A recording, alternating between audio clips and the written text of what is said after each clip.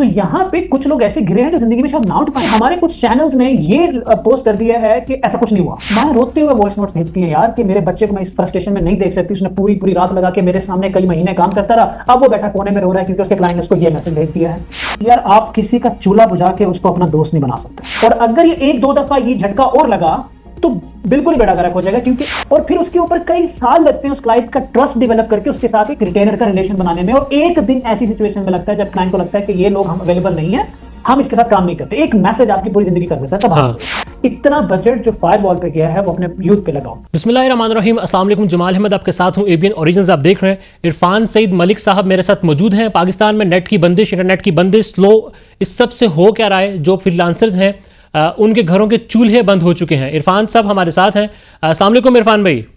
वालेकुम अस्सलाम जमाल। सर क्या हाल चाल, आप खैरियत से हैं? अल्हम्दुलिल्लाह जी, अल्लाह का शुक्र। इरफान साहब, इंटरनेट स्लो है पाकिस्तान में, फायरवॉल की बात हम सुन रहे हैं, साइबर अटैक से बचने के लिए एक प्रिकॉशनरी मेजर्स हो रहे हैं, वो सब कुछ हम सुन रहे हैं। इन तमाम तर हालात को, इंटरनेट की बंदिश और फिर जो फायरवॉल वाला मामला है, देख कैसे रहे हैं? ये इशू क्या है बेसिकली? देखिए, ये इशू है मिसमैनेजमेंट का। और इस इशू से जो इम्पैक्ट आ रहा है वो इम्पैक्ट कोई आपका 1 2 4 दिन में जाने वाला नहीं है। उसको कैलकुलेट करना जरूरी है, समझना जरूरी है। आप एक लॉस से बचने के लिए कितना बड़ा लॉस कर रहे हैं बिकॉज ऑफ मिसमैनेजमेंट। मैं इसको मिसमैनेजमेंट इसलिए कह रहा हूं कि हर मुल्क में फायरवॉल का होना अच्छी बात है, लेकिन उसको इंस्टॉल करने का तरीका होता है और उसके इम्पैक्ट को कम्युनिकेट किया जाता है अवाम तक। क्या हो रहा है पहले वो समझ लेते, उसका इम्पैक्ट कितना बड़ा है। सर, हमारी फ्रीलांसिंग की बहुत बड़ी इंडस्ट्री है, आईटी की हमारी बहुत बड़ी इंडस्ट्री है। अगर हम आईटी और फ्रीलांसिंग की इंडस्ट्री की बात करें तो लोगों को यह लगता होगा कि हम टेक को एक्सपोर्ट करते हैं, विच इज फाइन, लेकिन याद रखिए ये जो इंडस्ट्री है, ये इंडस्ट्री ट्रस्ट पे खड़ी हुई है।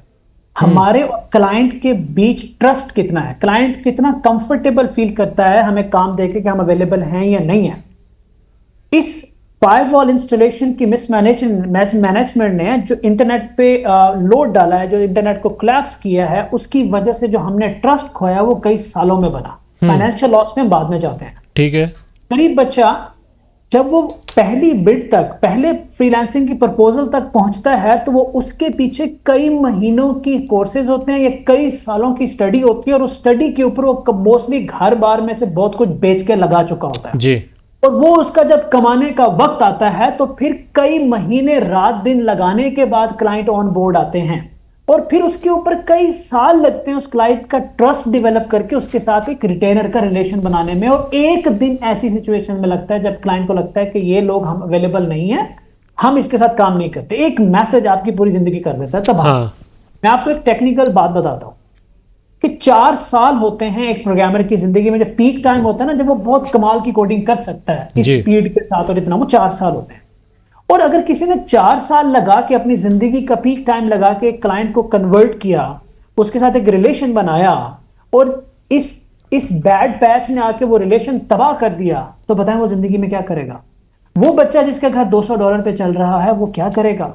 अचानक से सब खत्म हो गया। फाइवर ने जो हमारे साथ किया है वो मल्टीपल, पहले भी और भी बहुत सी वजूहात की बिना पर हो रहा है, मैं उस पर बात कर चुका हूं, लेकिन इस फायरवॉल ने आके जब हमने एक्सेसिवली वीपीएन्स को यूज करना शुरू किया तो हमें सिर्फ फाइवर नहीं, दुनिया के सारे प्लेटफॉर्म फ्लैग करेंगे कि ये हो क्या रहा है। सो इसका जो इंपैक्ट है ना सर, वो आने वाले 10 सालों में भी नहीं जाएगा। और अगर ये 1 2 दफा ये झटका और लगा तो बिल्कुल ही बेड़ा गर्क हो जाएगा, क्योंकि इस टेन्योर के अंदर मैं मोहतात तरीके से बताऊं तो आईटी पाकिस्तान को $300 मिलियन का झटका लगा आईटी एक्सपोर्ट से। ये सिर्फ एक बेसिक फिगर है, और इसको मल्टीप्लाई कर रहे हैं 10 ईयर्स के साथ। अच्छा, अब इसमें एक इंटरनेट स्लो था, उसके बाद मैंने देखा कल से कुछ ईमेल्स सर्कुलेट कर रही हैं जिसमें फाइवर हो, अपवर्क हो, वो क्लाइंट को ये बता रहा है कि वो अब आपके साथ काम जारी नहीं रख सकते, और रीजन भी इंटरनेट की ही दी है इन सब ने। तो आप क्या देख रहे हैं, ये हुकूमत, ये गवर्नमेंट, ये जो मैनेजमेंट है, फैसला साज हैं, यूथ को इंगेज कर रहे हैं, यूथ को अपने साथ मिलाना चाह रहे हैं, तो इस तरह क्या यूथ साथ हो पाएगी जो इस वक्त बेरोजगारी की तरफ जा रही है? यार आप किसी का चूल्हा बुझा के उसको अपना दोस्त नहीं बना सकते। क्या, ये बहुत बेसिक बात है समझने की। एक बात बताता हूं मैं आपको, हमसे क्लाइंट पूछता है कि यार क्या हुआ, क्या मसला चल रहा है, ठीक है। हाँ, अगर हमारा रिलेशन अच्छा, हमारी बात पे मानेगा। अगर मैं एक नया फ्रीलांसर हूं और नए क्लाइंट से बात कर रहा हूं तो जरूरी नहीं हो मुझ पे ट्रस्ट करता हूं। तो अगर गवर्नमेंट ये करती, एक छोटा सा काम था मेरे ख्याल में, इसके लिए कोई बहुत बड़ी रॉकेट साइंस नहीं है, फायरवॉल आई। आप मुल्क की सलामती के लिए फायरवॉल लगा रहे हैं, आप एक लेटर, एक सर्टिफिकेट फ्रीलांसर्स के लिए इशू करें कि पाकिस्तान में ये अपग्रेडेशन हो रही है from the government of Pakistan, ये यहां शुरू होगा और यहां तक खत्म हो जाएगा। ठीक है। इस दौर के दौरान ये चैलेंजेस आएंगे और आपने इन चैलेंजेस को ऐसे मीट करना है। अब मेरा क्लाइंट अगर मुझसे पूछता है तो मैं उठा के वो उसको भेज दूं। वो इंटरनेट पे भी है, वो हर जगह है कि पाकिस्तान में हो क्या रहा है। अभी तो हमें पता ही नहीं है कि पाकिस्तान में क्या हो रहा है। आपको पता है? जी, कुछ नहीं पता। ऐसा ही है। अदर एजेंडाज जिस पे शायद काम हो रहा है, क्योंकि अगर मुल्क की सलामती के लिए काम हो रहा है तो let me tell you everyone, हमारे पास 64% जो है वो नौजवान हैं और ये है हमारे मुल्क की सलामती। आप हमारे नौजवानों को कर दें कमजोर, नौजवान को कर दें बेरोजगार, नौजवान को कर दें फ्रस्ट्रेट, नौजवान को दिला दें गुस्सा, नौजवान को अपने खिलाफ रख लें, आप अपने आप को कैसे बचाएंगे? कौन सी सलामती की बात कर रहे हैं? अब जाहिर है, एक तो आप फ्रीलांसर हैं, एंटरप्रेन्योर हैं, आपने जिस तरह से बताया ये इश्यूज हो रहे हैं, बट एक मौक़िफ़ ये भी है कि साइबर अटैक से बचने के लिए ये फायरवॉल लगाई जा रही है। सर देखें, साइबर अटैक सिर्फ फायरवॉल से नहीं बचा जाता, ठीक है? There are other mechanism as well. मैं सर देखें, साइबर अटैक सिर्फ फायरवॉल से नहीं बचा जाता। मैं कहता हूं कि साइबर अटैक से बचना जाना अच्छी बात है, लगाएं फायरवॉल। मैं फायरवॉल को सपोर्ट करता हूं, फायरवॉल हर मुल्क में होनी चाहिए। इसमें और भी बहुत सारी टेक्निकलिटीज हैं कि क्या फायरवॉल की टेक्नोलॉजी मुल्क में बननी चाहिए या फायरवॉल बाहर से लेनी चाहिए, ये टेक्निकल डिबेट और फायरवॉल है क्या बेसिकली, इस पर भी जरा बात कर लें। फायरवॉल में क्या होता है कि मैं इस वक्त आपको पोस्ट कर रहा हूं, मैसेज कर रहा हूं, मैं आपसे बात कर रहा हूं, इस वक्त मेरी जो स्ट्रीम है वो ओवर द इंटरनेट आप तक पहुंच रही है, अकॉर्डिंगली डिकोडिंग हो रही है। So whatever the data we are posting, जहां भी हम डेटा पोस्ट कर रहे हैं, डेटा पैकेट्स की सूरत में इंटरनेट पे ट्रेवल करते हैं। इन्होंने बीच में एक चौकीदार बिठा दिया। अब वो चौकीदार क्या करता है कि हर पैकेट को खोल के देखता है, इसमें हमारे खिलाफ तो कुछ नहीं है, या इसमें मुल्क के खिलाफ तो कुछ नहीं है। अगर है तो वो पैकेट आगे जाने देता है। अब मैं आपको एक बात बताता हूं। आप इमेजिन करें कि आप ना एक बहुत बड़ा फंक्शन करवा रहे हैं, जिसके आप इससे भी बेहतर एग्जांपल देता हूं। अगर आपने लाहौर में एंटर होना है ना सर, बहुत सारी गाड़ियां लाहौर में एंटर हो रही हैं, जहां से एंट्री हो रही है आप हर गाड़ी को खोल के 1 घंटे की चेकिंग करना शुरू कर दें। बताएं क्या होगा उस एंट्री पॉइंट? सारा चौक हो जाएगा, बिल्कुल चौक हो जाएगा, क्योंकि आपने हर गाड़ी को खोल के तलाशी लेना शुरू कर दी है कि ट्रैफिक बहुत ज्यादा पीछे से आ रही है, आपने उसको चौक कर दिया है। और खास तौर पे उस वक्त जब कोई चेकिंग मैकेनिज्म ही नहीं है, एसओपीज ही नहीं बने, टेक्नोलॉजी नहीं यूज हुई, इंफ्रास्ट्रक्चर ही फ्रेंडली नहीं है, तो चौक तो होगा। मेरा डर यह है, जो मैं आपको ऑन एयर बता रहा हूं, मेरा डर यह है कि ये एक दफा मिसमैनेज हुआ, इतना बड़ा नुकसान हुआ, ये फिर भी मिसमैनेज होगा, ये फिर भी मिसमैनेज होगा। खुदा ना ख्वास्ता ये हमारे लिए व्हाइट एलिफेंट ना बन जाए। So what I am trying to say is कि पहले अपने यूथ को एम्पावर करो। इतना बजट जो फायरवॉल पे गया है वो अपने यूथ पे लगाओ, टेक इंक्यूबेशन पे लगाओ, टेक सेंटर पे लगाओ, आप टेक हब्स बनाओ, टेक एग्जीबिशंस करवाओ, बाहर से लोग लेके आओ, सिलेबस अपग्रेड करो, फैसिलिटेट करो, फ्रीलांसर्स को काम करने की जगह दो, लैपटॉप दो, उनको फास्ट इंटरनेट दो, और वहां इंटरनेट दो जहां इंटरनेट नहीं है, और इन्होंने वहां इंटरनेट बंद कर दिया जहां काम हो रहा था जी। What are we doing? ये कोई बहुत बड़ी रॉकेट साइंस नहीं है। अच्छा, कोई नंबर है इरफान साहब, कोई नंबर है कितने फ्रीलांसर्स जो हैं वो इफेक्ट हुए हैं इस सारे मामले में गुज़िश्ता 5-7 दिनों में?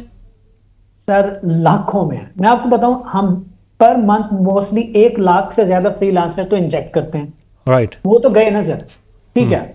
उसके बाद ये फिगर लाखों में है, क्योंकि हर तरफ से स्क्रीनशॉट्स आ रहे हैं। माँ रोते हुए वॉइस नोट भेजती हैं यार कि मेरे बच्चे को मैं इस फ्रस्ट्रेशन में नहीं देख सकती, उसने पूरी रात लगा के मेरे सामने कई महीने काम करता रहा, अब वो बैठा कोने में रो रहा है क्योंकि उसके क्लाइंट ने उसको ये मैसेज भेज दिया है। और ऊपर से हमने एक और सर प्रॉब्लम खड़ी कर दी है क्योंकि हमारे पास हमारे अंदर कम्युनिकेशन गैप है, तो हमारे कुछ चैनल्स ने ये पोस्ट कर दिया है कि ऐसा कुछ नहीं हुआ जी। इसका रिजल्ट ये है कि क्लाइंट उसको एविडेंस बना के हमें बेच रहा है। यार don't do that, because you need to understand कि इंटरनेट ठीक चल रहा है, अप एंड डाउन लिंक का इशू है।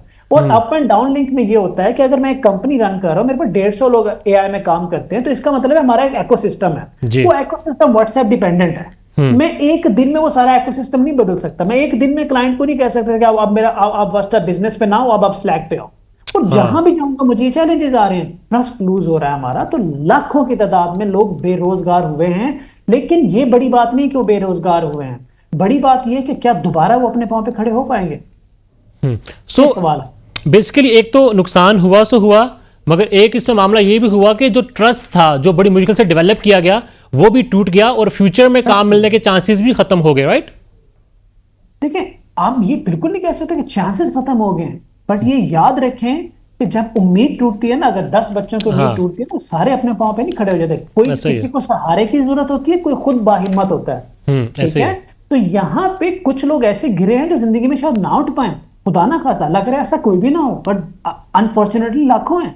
अब गवर्नमेंट को चाहिए, मैं एक रिकमेंडेशन दे रहा हूँ कि ये जो डैमेज हुआ है इसको आइडेंटिफाई किया जाए, रेक्टिफाई किया जाए और उन बच्चों को सपोर्ट दी जाए।